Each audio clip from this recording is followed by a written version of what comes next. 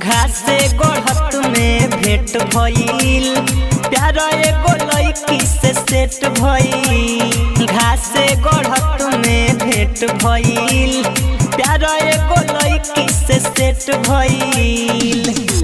कि दियारा वाली दिल ले गइल, कि दियारा वाली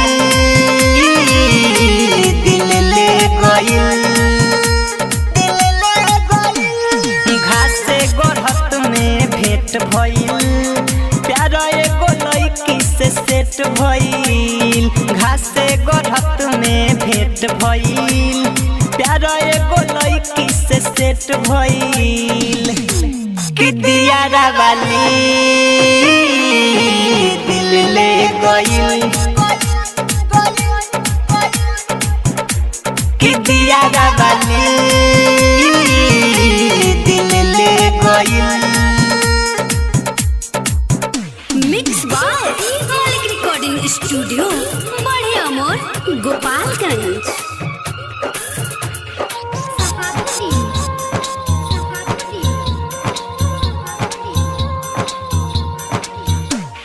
गइल रही घूमे हम दियारा में, देखते बसाली हनी जियारा में। हाय हेलो बात कुछ कैलस हो, आइल जब हमारा बुनियारा हो। बड़ी लागे बेजोड़, बिया सुंदर ना थोड़, रूप यातना बागोर जैसे चंदा चकोर। माले यार एकदम देहाती हो, देहिया ना जाने कौन माटी हो। माले यार एकदम देहाती हो, देहिया ना जाने कौन माटी हो। कि दियारा वाली दिल ले गइल,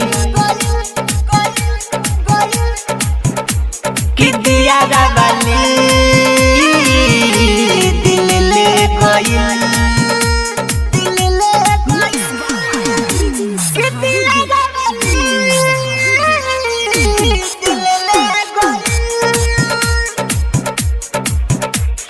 छोटन राजा सोचे कोई पहर से, गाँव न कम बाटे शहर से।